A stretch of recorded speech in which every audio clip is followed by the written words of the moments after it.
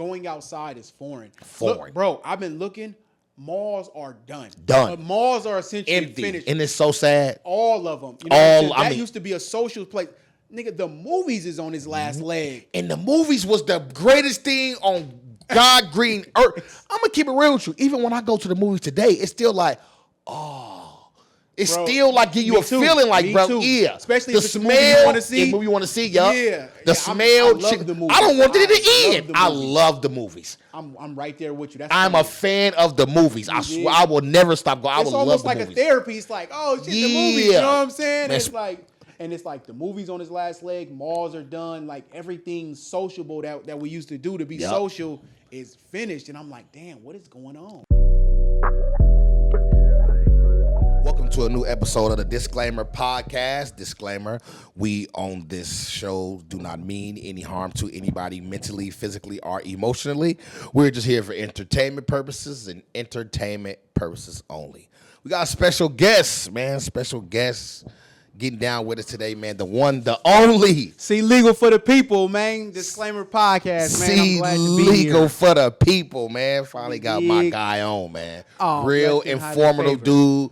Man, let him know what you do. We already know who you is, man. Let him know what you do. But he wear multiple hats. I wear multiple hats, but I recently embraced the hat of influencer. I was trying to run from that for a minute because I thought it was corny. But I guess influencer, content creator, whatever you want to call it, host, philanthropist, whatever you want to call me, you can call me that. But yeah, I had to throw the influencer in there. That's what they be calling me on KTVU to show that Hannibal put me on. So you know what I'm saying? I'm AKA influencer. The world's greatest square, man. The world's greatest square. I like how you. I love how you wear that hat, man. Oh man, it's important, man. I've learned. I'm gonna start by saying this: when you call yourself a square, and you authentically yourself, you can make others uncomfortable who aren't uncomfortable with themselves. I say that because there's a lot of squares out there. There's a lot of squares in denial. Sure. So when I start talking about my life and my upbringing, yeah, I'm a square. I was never active in any street activities, so you know what I'm saying? I'm a square, and it's like I do that because I want young men to know you can, like, it's a good thing to be a square. You can be cool and be a square. You can get money and be a square. You can get women and be a square. You can have fun and be a square. Like, it's nothing wrong with being a square. It's nothing wrong with not being in criminality. It's nothing wrong with not having to look over your shoulder. It's nothing wrong with not going to prison and getting arrested and having a record. It's nothing wrong with that at all. Facts. It's nothing wrong with that at all. And it's crazy, man, that like I be telling people like that's nothing to be. I'm talking about the street side of shit, and it's nothing to brag on. It's nothing to be proud of. It's nothing good comes with it. Absolutely. A lot of people don't know this guy. Hannibal wasn't always no comedian. Listen, bro. And you really I like how you operate like that. You genuinely don't try to make it a point to let people know you tough. You genuinely go out your way like, I'm not trying to be tough. I'm a comedian. No, man. This is probably the first time I ever said this on camera, bro. I'm never ashamed where I come from or who I was. None of that, because it was always a reason for me. But man, this shit low-key embarrassing, man.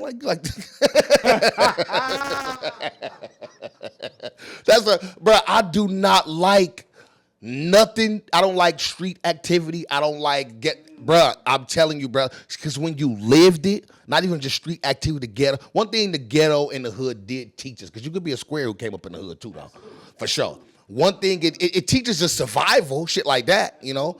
But we don't want to just grow old and die off all survival, man. You know what I'm saying? So, that's why I don't brag on it. I don't boast it. I don't like when people brag on it, because it's nothing to brag on. I'm not trying to come off as this holy, positive dude, but it's just certain shit. It's like, I'm about to say this.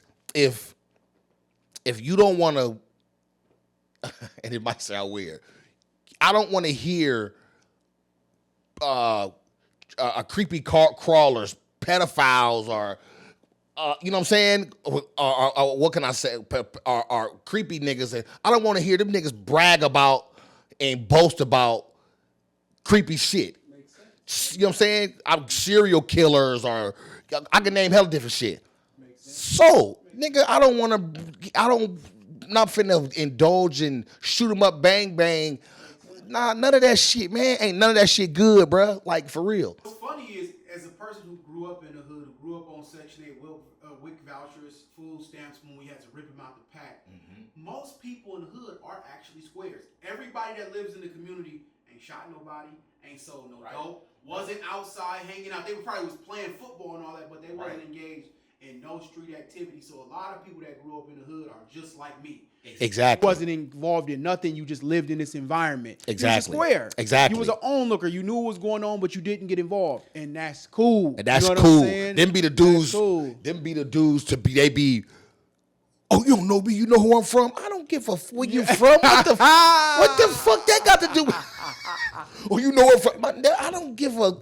That's not. Man, they used to pull that in Antioch all the time. Here, not knowing, nigga, you ain't did not a nair, nothing. Nigga, you just lived there. Then your parents got some money and you moved your ass out like everybody You don't know where I'm else from did. East Oakland. Hey, Oakland niggas is going. That's the first before they even let you know the name. Yes. Oakland niggas gonna let you know I'm from the town. I'm from the town. Straight up, like they don't give a fuck about nothing else but being from Oakland. I'm from the town. See, man, I don't. That's why I said so. As you grow up, bro, your mind when you don't block your mind from growing, it grows into something. Man, I've been all over the world doing stand-up comedy. So when I started stand-up comedy, I'll start going around the world early. So that's what helped me transition from the streets, into comedy shit and just get, because I'm like, bruh, what? I'm in goddamn Saudi Arabia. I'm in Korea. This ain't even nothing like where I'm from, what I speak, nothing. That's real. I'm talking about I can't look at one thing but some Jordans. On somebody. That's about, yeah. Absolutely. So it changed my mindset like all the way. I'd never been a crash out. I've never been a crash out, so I've never been like this dumb street. Now I ain't gonna say I wasn't dumb because when we in the street, so it's all depends on if you got purpose in the streets. Now if you just been a crash out, you been a follower and all that, you just dumb. Whatever. But to me, all of it is dumb. What is a street nigga in your opinion? A street nigga, in my opinion, is when if not just living in the neighborhood. Okay. If you're involved in whatever's going on in the neighborhood, where they're selling dope, robbing, stealing, killing, whatever, that's a street nigga to me. Okay. Now, the person who just live over there and he just hanging out and just in the way, it's not a street nigga. I agree. That's not a street nigga at all. That's like a human bulletproof vest. You in the way. You in the way. Go be a square. Go do what you go and and I hate the people who encourage niggas to be dumb. Yeah, man. I'm like, why are you encouraging this square ass nigga to be dumb? Number one, he either gonna tell it on everybody, or number two, he gonna get you killed, or he gonna get himself killed. Hey, check it out. Thank you for watching the Disclaimer Podcast. This your player partner, All American P. Shouts out to Saz Window Tenant. Go see him in San Francisco and San Leandro. Sharice Connor Sweets. She deliver everywhere. Candy, coated fruit, and everything you need. And last but not least, not your average clothing. They got clothes for kids, grandmas, aunties, your baby mamas, your side pieces, and all. Thank you for watching the Disclaimer Podcast. Absolutely. I want you to know your thoughts on this, because working with certain companies I work with, I would almost get accused of encouraging people to go do certain things because of content that was posted. But I'm like, do you know me? Like, right. What the fuck? How do right. you know anything about me and how I operate? So I was like, whoa, that don't make sense. So let me ask you this. Do you feel like music or certain content is promoting or pushing children or young kids to do certain things in the street? I do feel like music is pushing content and certain shit, but to me, kids, when you get a certain age, and understand, right and wrong, and what they saying is 9 times out of 10 fiction. When you get to a certain age, To me, I blame the parents. I blame the parents. I blame the parents like 100%. Your 13, 14-year-old child, first of all, that's big and old and very understanding. 13, 14, listening to this music, he think that's real and he want to go outside and do what they do, or she want to go outside and do what they do. That's on you. I agree. Because anything in life, to me, starts at home first. I agree. First. I agree. Like you walk at home first, talk at home first, you listen to shit at home first, you see certain shit at home first. So if your kid is going outside and getting all this bad influence from outside, what are you doing at home?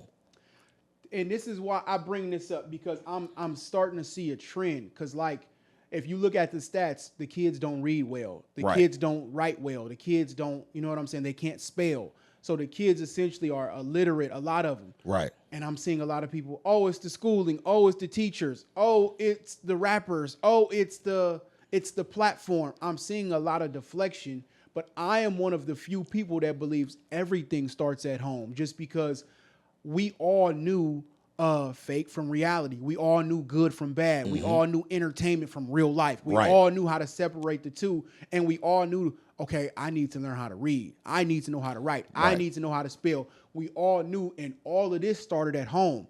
That ideology is starting to become like foreign, where Right. everything starts at home. It is, man. It's starting to become like, man, these teachers is bullshitting, or Right. these rappers is encouraging these kids, or this platform is this, and it's like, I understand what you're saying, but the reality of it is everything starts at home. Everything with starts the at mother home. and the father. And I believe it's becoming extinct because a lot of the parents want to be their kids' friends. Ooh, what you mean by that? I don't got kids. Educate me. Like my oldest is 16. You know what I'm saying? I'm 37. My oldest is 16. I'm still very young in a sense of culture and shit. So basically everything my kid know, like from the internet, I know. So you can't get nothing. I'm not this old, you know what I'm saying? So, but I'm not having conversations with my 16-year-old about nothing that ain't got to do with like me being a father and a father only. I'm not talking to her about this rapper or that rapper or what's going on in this media, that me. I'm not about none of that. I'm not your friend. I'm not going back and forth. We're not having I'm not arguing with my kids. You know, that's what it is. Parents want to be their kids' friends so much. Like they kids get mad because, like these days, kids get mad because you don't let them do what you want to. Let them do what they want to do. Yeah. That's like a thing. Like with the kids, they don't. They learn a lot of stuff from the internet, but they get mad that you don't let them do what you. It's like the end of the world. But like, if I'm going to the concert, right? This like I don't. And a lot of people probably gonna get on me about this. Like you know how when you growing up, people say. I don't smoke or drink with my kid, even if they grown or nothing. I'm that parent. I'm not even going to the concert with my kid. So if your kid gonna be there, you're not going. You ain't pulling up. Of course not. So if Sexy Red gonna be at the Oakland Arena and Rod Wave and all them, and you a fan of Rod Wave, you're not going if your daughter going. I'm not even sending my kids to no concert with no Sexy Red Rhyme, ain't no Oakland. All right, Why all ain't no right. goddamn. I'm OG. Time out. You not letting your 16-year-old daughter go to a Sexy Red or Rod Wave concert. Rod Wave. Rod Wave, yeah. I let them go, and you can ask all my kids everything. I'm not even a fan of them going to Rod Wave concert. Let me tell you why. They too young. I like Rod Wave, but the depressing music is making the kids depressed. They're wild. crying and my nigga, be a kid. Telling a kid, hey, I don't listen to Rod Wave, but that nigga's talented. I listen to him. He's very talented. Extremely talented. But do you want your 5, 6, 7, 8, 10-year-old in there crying, listening to he's talking about goddamn depressed over this woman? Or like, what the telling the kid they can't go to a Rod Wave or you don't want them to go to a Rod Wave is like, would be like my mama saying I can't go to a Jeezy concert. Yeah. And I love Jeezy. You know And what I'm saying? and what's crazy is to me, I'd rather them go to a Rod Wave than a Jeezy in his heyday. I'd rather go to a Rod Wave. And it all depends on the artist with me. So look, Sexy Red, Kodak Black, they headline. The Sexy Red headline in Oakland Arena. Your kids want to go? Yes or no? No. Not Sexy Red and Kodak Yeah. Black. That's not Sexy wild. Red. That's wild. So why, That's wild. I cannot send That my is kid. wild. That's wild. I cannot send my kid to the Oakland Arena. First of all, it's in the arena, but it's Oakland Arena. Oakland Arena. There's no security, ain't no police, nothing. These niggas is shooting and no. So let's just say not Oakland That's Arena. wild. No arena. I don't want my kids going to see Kodak and Sexy Red. I'll let them go see Rod Wave. Why not Sexy Red? She too much. She up there with no shoes on. She up there talking about getting skeeted in and this and that. That's too much. It's just music. It's entertainment. I know, but damn, it's too wild. Like, it's too much. How can a nigga who's seen everything shelter his kids that much? I ain't trying to shelter him because I'll let him That's go to Rod crazy. Wave. I'll let him go to Beyonce. I'll let him go to Beyonce. You can go to Rod Wave. You can go to Taylor Swift. You can go to Lil Russell. You know what I'm saying? It's just I'm not. Nigga, you was going to juvenile concerts, and he ain't that much different than Sexy Red. And that's why I was fucking at 12 and 13. That's my whole point. I was fucking at 12 and 13. Nigga, we was in the juvenile concert. Nigga, Yes. you go crazy. But I'm looking at ass shaking. I'm like, whoa. That's, you know what I'm saying? So, and I'm not trying to shelter my kids. I'm just trying to minimize this. I don't want my kids seeing shit that I seen or went through, nothing I went through. I'm just trying to minimize it. That's all. But it be the little, like I caught my son. My son is 4. I caught my son singing some goddamn Rod Wave. My son is 4. That's wild. Exactly. I caught him like mumbling Rod Wave. I'm like, my son is 4, and I already know he get it from listening in the car, listening to it with his mama.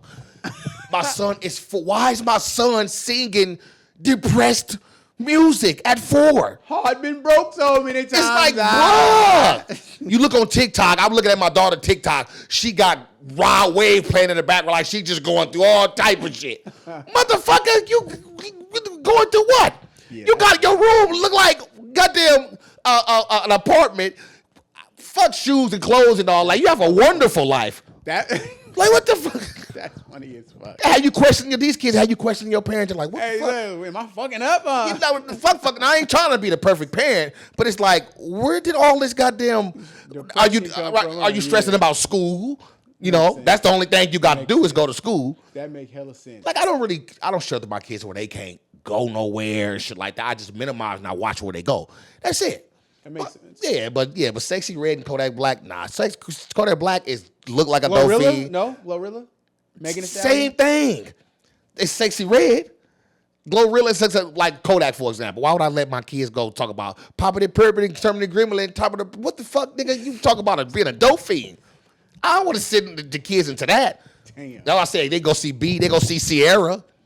They go see. Sierra's a good performer. Yeah, they dance, they performing. You know what I'm saying? A 90s concert, R&B. Oh. Shit, we all. Good evening. Thank you for watching the Disclaimer podcast. Hey, if you're looking for some of that puff pass, some of that good gas, go see Frosted Flavors in the Bay Area, Northern California. If you're looking for somewhere to get fresh and somewhere to wear on Saturdays on the weekend, go see my girl Harley Fats. Some of that drip, just like that. And last but not least, man, for all you rappers, my boy I Am King Beats. I Am King Beats. He got the best beats in the business, man. Thank you for watching the Disclaimer podcast. Hey, we some hypocrites. Because, nigga, a lot of the shit we trying to shelter our kids from, we was exposed to hella shit. You do know, nigga, when Baby Boy came out, you was like 11, 12 years old, and niggas was watching Jody fuck the shit out of Yvette. You know what I'm saying? Right. At 11, 12 years old? And Wow, nigga, we was watching Booty Call. We was watching all kind of shit. Like, we really, oh my God. Nigga, Real Sex on HBO. Remember that OG Real Sex? I always sneak and watch that. Always sneak and watch Real Sex. Even if we didn't have HBO, you know, if you turn to HBO, you can't see it, but you can hear the sound. Man. Yeah, nigga, I was stroking to the east.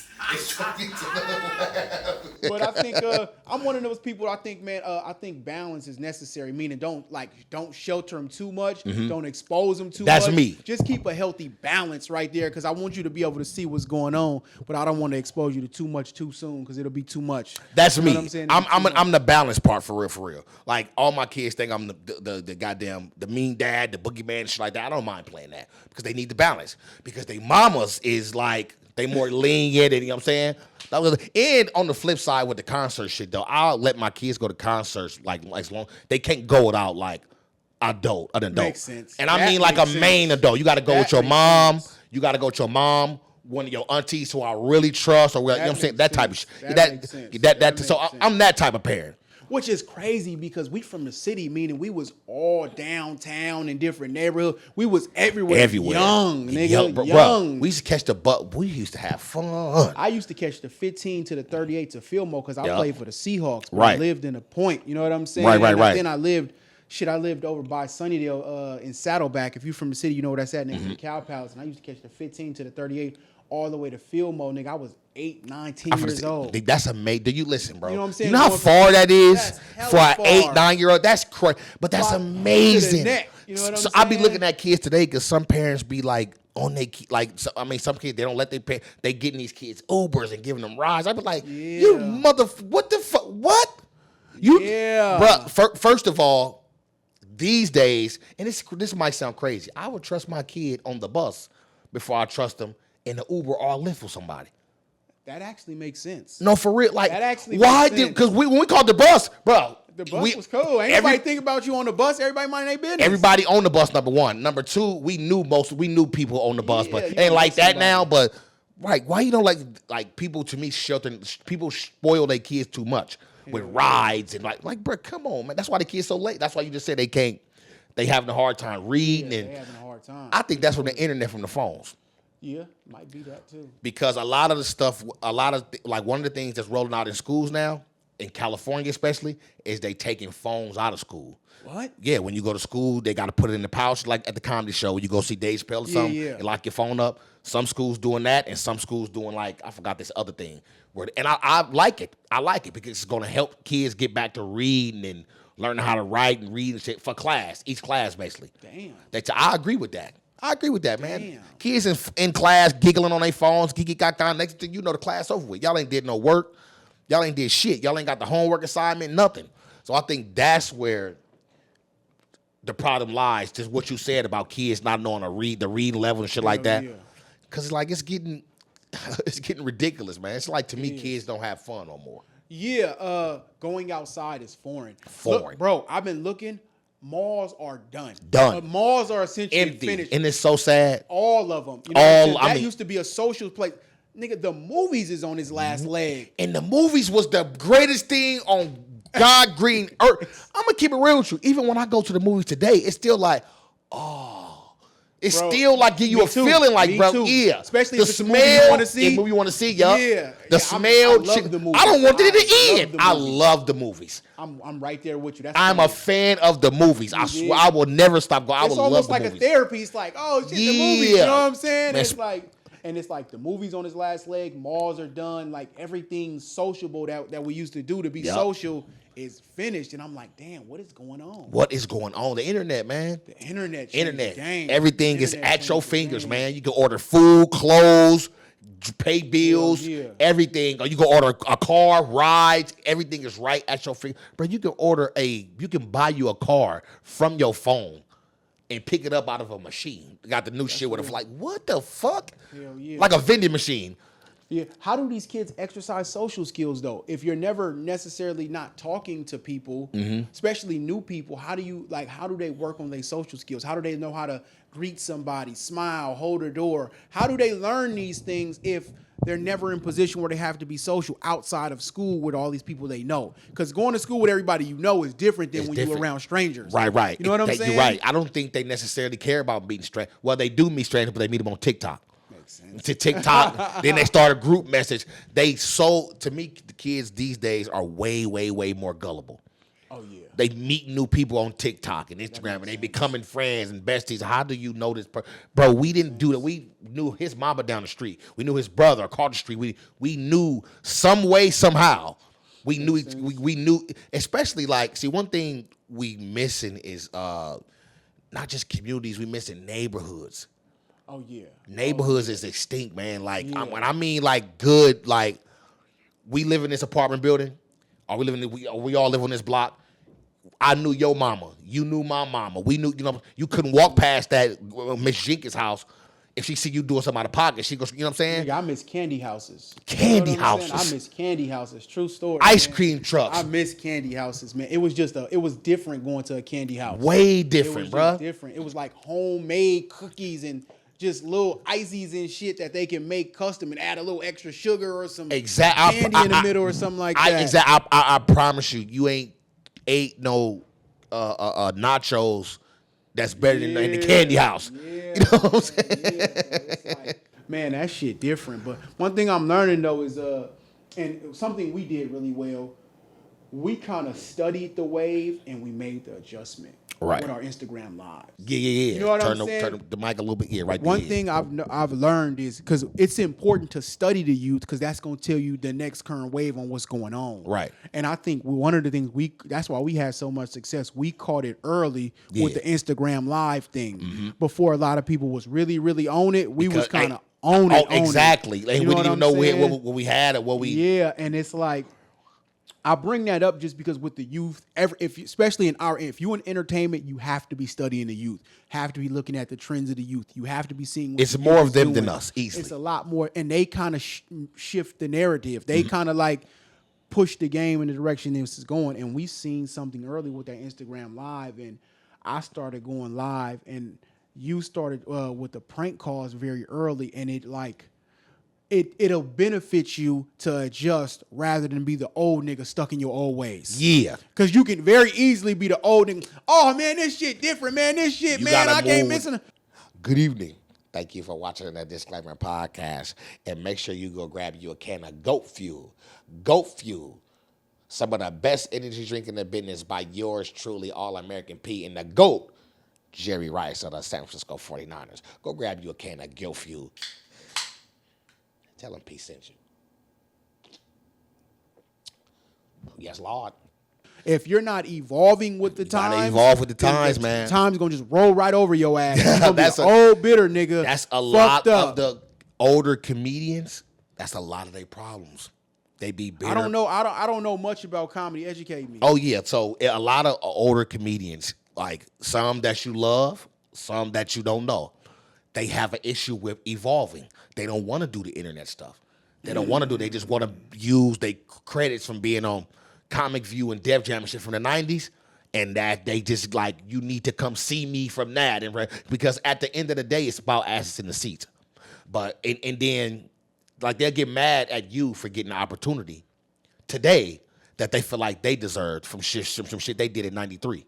So I'm gonna shout out to Louis Belt because I said this when I interviewed with Louis Belt. I said, because I look at Louis, I look at you.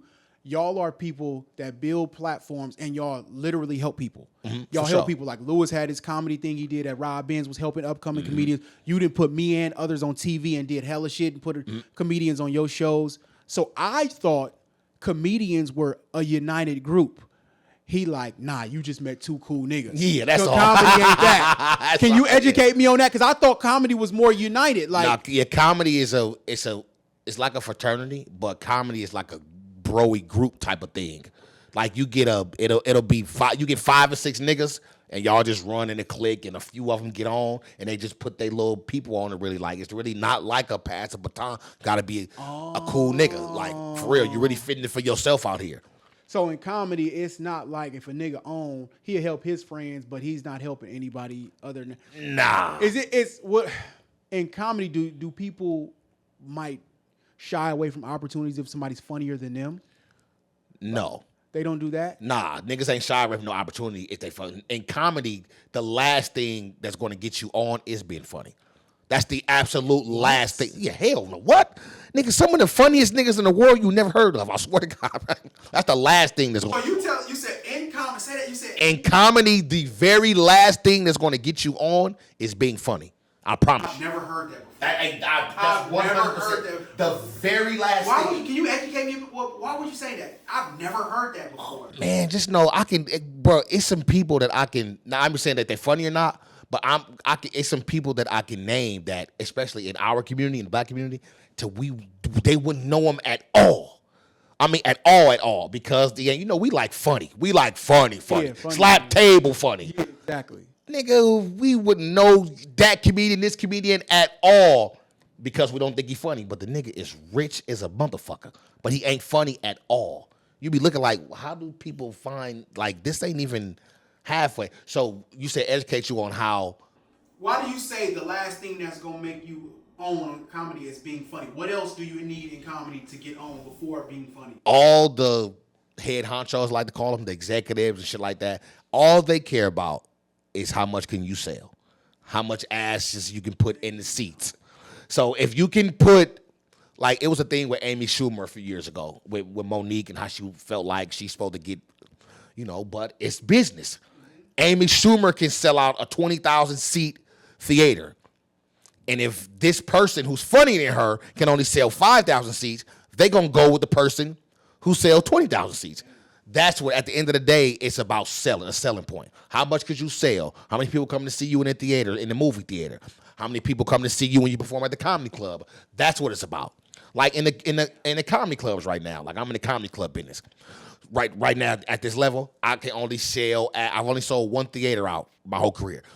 I only can sell comedy clubs, but some areas I can't sell comedy clubs, so I can't get booked at. But some areas I could sell comedy clubs, so they give me that. So it's really a selling point. They don't care how funny you is in the comedy clubs, the theaters. Live Nation don't give a damn how funny you is. You got 10 million followers, and you can get 20,000 of those people to come see you. What? But they look at the funniest person in the world, and his eyes are like, no, thank you. Like, thank you for watching the Disclaimer Podcast. This podcast is brought to you and sponsored by Luc Belaire. Luc Belaire, Villon France McQueen, and a Violent Fog, and Bamboo, the best cognac in the business. Make sure y'all go tap in with Belaire. Oh.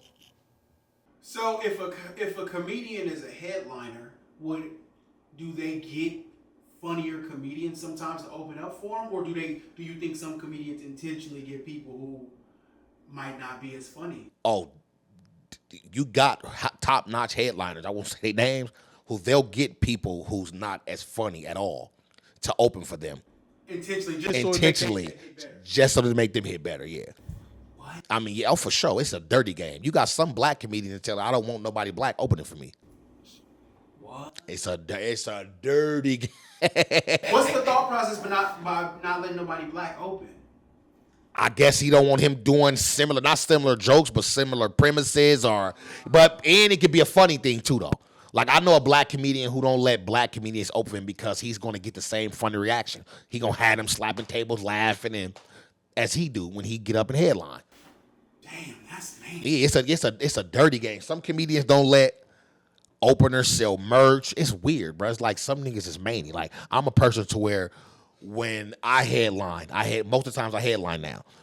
So when I headline, like I low key get offended when the people who open for me or somebody who open for me, when they ask me shit like, can I sell merch? Nigga, what? Please do. Matter of fact, before I get off stage and let them know I got merch, I'm gonna let them know you got merch too. Like, nigga, what? Man, why would I want to take no? I'm just not in the business of taking no money out of nobody's pocket. And it's not me trying to be this big old help savior person. It's like, bro, it's enough money. If it's 300 people out there, or if it's 300 people out there and you got merchandise, if you can sell 100 T-shirts out of the 300 and I can sell 200, oh well. If you can sell 100 and I can sell 100, oh well. That makes sense. Like, bro, if I can sell 50, you sell 75. Oh, it's like, bro, I'm not into the business of taking money from people, bro. I'm gonna say this too: the comedian journey is longer than the rapper journey. Meaning, in my opinion, and you can correct me if I'm wrong, it takes a comedian a while to get to a point where they're generating money. It take a lot of work, a lot of stage time, because that comedian shit is hard. Yeah. Right or wrong? Right, because a rapper can make a hit song today, and he can eat off of it for a long time. A long time. But being a comedian, this the difference between a rapper. Well, it depends on how big the song is. If it's like a local hit, he can eat off of it, but it's only going to go so far. Now, with a comedian, if a comedian is going viral and they got a certain amount of followers and they consistent with their content and they consistent with their stage, they're going to blow the rapper with the hit song out the water because he's going to get people to come see him alive for years and years and years. And we see it right now. I mean, you see some of the comedians, our favorite comedians that barely been in the movie. You know, Michael Blackson. Michael Blackson, we know him from Try Again, Motherfucker, and Friday. Yeah, exactly. Michael Blackson is rich. Rich as fuck, like literally. He's been doing comedy 20-something years. Exactly. And you only know him from that one movie. But he rich as fuck. So that's the longevity once you, and then we got the internet now, which really make everything take off. I didn't know Nate Jackson he owned a comedy club. Mm-hmm. He's been in comedy 15, 20 years. He's been grinding a long time. And he finally got a big break, in the last 5 years, I believe. Yep, last two. Last 2 years, he got a major, he did, I'm going to say the last 2. Because he did open a comedy club. He used to have a comedy night in Tacoma that was like one of the biggest comedy nights on the West Coast. Super funny comedy nights. But so he was grinding. He been grinding, getting little roles here and there, opening for people, and he been grinding. But the last 2 years, man, he hit on TikTok. Yeah. On TikTok, him and Matt Rife. Matt Rife, yeah, he hit on TikTok. And now Nate is blowing up. Nate on tour right now overseas. And like I'm talking about doing dates, headlining theaters overseas. So basically, like, Nate is a perfect example. He's gonna last longer than a rapper with a hit song because he's not gonna stop doing stand up. The roles from TV is called to come in real big. So now his following really getting bigger and bigger. So that's the way it goes. Like with the internet though, you can as a comedian, man. That's why you see internet content creators before they become stand up comedians. That's why you see them like Desi Banks, DC, Jess Hilarious, Mojo Brooks. He's funny. I think Mojo was doing stand up first though, if I'm not mistaken. No, he's funny. He funny as hell. But what you see them doing, they content first, right? And then they transition into stand up. But they real stand up comedians. You can't take it from them because they didn't just use their platform to do stand up.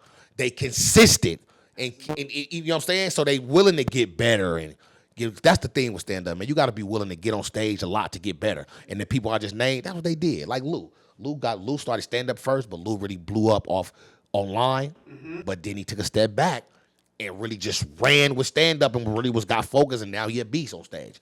So you know what I'm saying? Yeah, that's what that shit come with for sure. Funny. Yeah. Definitely funny. Yeah, that comedy shit, that grind is different. Oh yeah, that grind is definitely different. You have to get on stage. You can't cheat the stage. Nigga, and you gotta fail. Oh yeah, for sure. In front of people. You gotta fail. You gotta fail in front of people. Man, bro, I ain't gonna hold you. I'll tell you a quick story, right? I ain't gonna hold you, bro. I remember 2017 or 18, I want to say. I had a one-nighter, I think it was a Wednesday night at Tommy T's. Doing stand-up. I was a headliner that night. I was on Channel 2, promoting the show, everything. 2 people bought tickets. 2 people, and the 2 people was my auntie and my cousin, Obama and the daughter. 2 people bought tickets, I swear to God, 2 people. 2 people, and I've had, like I said, press run in the morning, everything. Probably, 2 years later, 2019, I was doing the skits and doing the Instagram Live. I get a Dan at the Bow Theater in San Leandro, California. I asked Dan, I'm like, let me get a date, a Saturday night, let's do a show. He like, all right. I'm like, I'll headline the show. I think I want to see if I can sell tickets again. It's 2 years later from when the Tommy T shit. 2 years later, the Bell Theater holds 750, sold completely out. All the way to the back of the wall. Couldn't even, you had people trying to buy tickets at the door. I never forget. It was a motorcycle club trying to come in and buy tickets. They said they pay $100 a ticket if they could. It was we would have gotten in trouble by the fire marshals. 2019, that was November 2019. So I sold that out 2 years later from Tommy T's. Big. I took those numbers, I got the paperwork and the stats and shit from the Bow Theater, and I went and showed Tommy T's, Gail, Tommy T's, shout out Tommy T's, I forever love them. I went and showed them, hey, can I get a weekend? This is my stats in my area, in this region, this is how I sell. They gave me a weekend. I sold out 2 weekends since then. Ooh. They gave me a week, so they've been rocking with me. They give me a weekend every year because they know how I can sell. That's how it go, though. They don't care how funny you is, how funny I was. I could be the funniest comedian in the region. If you can't sell, it's like, oh, well. So I had to really start grinding and working and prove myself. You know what I'm saying? How long after your Instagram Live did you do the show? When it got popping? Because I remember it was popping. Like it was 15,000. It was 1,500, 15,000 on Instagram Live. How long after the live pop did you do the comedy show? How long did you do I did it the same year. I started doing live 2019. See, I was coming from a stand-up comedian brain, the business brain. I was already doing stand-up, so the live, the internet shit was new to me. So I knew if I can get these people online, I could try to get them to come see me on in person, and that's what it was. So when I seen the live going up, I asked Dan for the date, and I was so dumb. I mean, I ain't gonna say I was so dumb now, it worked, but I asked for a 750-seat venue when I really should have tried a 302-seat. That was crazy. Exactly. So I'm like, okay, I'm swinging for the fence, and I hit a home run with it. So yeah, so it worked out, man. So that's where the grind come from, man. Who you had open for you? Oh, that night? Oh, that's a good question. Do I remember? And how long did you do? I did 45. Okay. But I'm trying to who opened me for me that night? I don't remember, bro. It's crazy. I want to say Jerry Law, and Jay Rich. I forgot it was a young comedian. I don't even think he do comedy no more. But I think he opened for me too. But I think though I believe it was those two though. Makes sense. Yeah. That 750 is crazy. Yeah, bro. It was amazing. To this day, I'd be like, wow. That was crazy. So that really opened the I'm gonna keep it real. floodgates. Getting 750 people to come out in the Bay Area as a Bay Area act is very rare. Oh, for sure. It's probably about 3 people who can do that. No, for sure. You know what I'm I always saying? tell people That's that. very I always tell people difficult that's to do. very hard to do. Very rare. You know what I'm I saying? always tell people like I would never take that moment for granted. You know what I'm saying? Like the people they mess with me online, but they really came out. And you know what's crazy? I did the show there, 750. I did in November. The end of December, I did Tommy T's, 5 shows in the weekend. That sold tremendously well. So that was a month later. And then in January, the very next month, the Instagram Live that we do, I did that at the theater. And so I called in on that one. I called in on that one. And sold 475 tickets. At the Bow Theater? At the Bow Theater. That's still hella good. Exactly. And I was doing the live. So I said, let me try it out live. You know what I'm saying? Yeah. And then me and Lou did the Instagram Live in Vallejo at the Empress Theater. So it was cool. We wanted to hear a crazy story, man. Shout out to Russell. So we did I did the Instagram Live at the Empress Theater, and then we did this comedy show also at the Empress Theater. And guess who, was the person behind, the camera and shit? LaRussell. He was? LaRussell. He put the show on. He put the show on, too. He put the comedy show on. He was like the booker there. He did the sound shit and everything. And that's crazy how LaRussell is LaRussell right now. So LaRussell been grinding, bro. What? Grinding? Ghazi had a meet and greet conversation with Sway at T-Mobile in San Francisco years ago. It might be 2019 or something like that. Mm-hmm. I have video footage of LaRussell in the front taking notes, listening to Ghazi and Sway. Wow. You know what I'm saying? Before he popped, and he's in the front row with a notepad taking notes, and it's like, yeah, that nigga been hungry. You know what I'm saying? That nigga been hungry. He been hungry. He was there. Yeah, real big influence, positive influence on his work ethic is out this. Yeah, exactly. He influenced me. I'd be like, you know what? You ain't doing enough. Yeah. Put your Crocs on, man. So before we go, man, I wanted to ask you about. I always wanted to ask you because we know you at Thizzler, or you doing your live and shit, and creating a lot of shows at Thizzler, in our community, because you dealing with a lot of rappers. Rappers got egos and shit. How was it? I know a lot of rappers. Hey, put me on this. But have you ever got into a situation to where dudes was threatening you and took it that far about you trying to put them on at a platform that's not even you, that you don't even own? Well, for one, you know what I'm saying, I am the world's greatest square, but at the end of the day, I still come from the projects. So the way I conduct myself, I've never really gotten threatened, like, nigga, I own you. It's never been to that point because I just know how to conduct myself. Right. But have I gotten a lot of hate DMs and shit like that? Absolutely. I'm going to even go even deeper. I knew my show was doing well when I got hate DMs. When they was pissed off in the DM. When nobody was tripping, nobody was in my DMs mad that they couldn't get on or felt like, oh, you playing politics or just mad about something that didn't go their way. That's when I knew my show was bad. But when they complaining and they mad, that's when I know the show is good. But in person, I've never got no smoke. I always get love in person just because anybody who knows me knows how I conduct myself and knows the images and the things I put out and the things I do in the community. So in person, it's always love. Oh, okay. It's always love. In person, it's always love. By the grace of God, God's been merciful. But as far as online, yeah, I've gotten a lot of hate online because essentially when you in business with Thizzler, you take on their enemies too. Mm-hmm. So if they can't get in contact with them, they mad at you. Right. You know what I'm saying? So yeah, that's real talk. Yeah, you was the only one.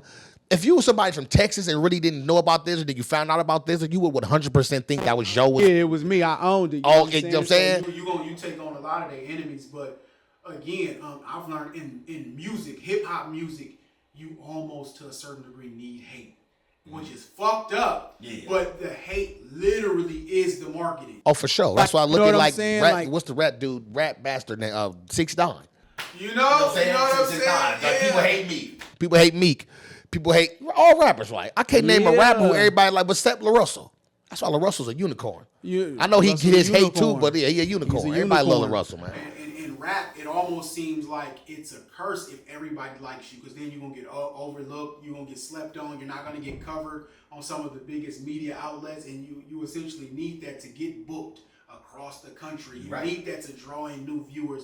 You essentially need a certain level of people not liking you in Right. order to get more expanding the brand. You know what I'm saying? So yeah, shout out to Thizzler, but yeah, the live thing really revolutionized the brand.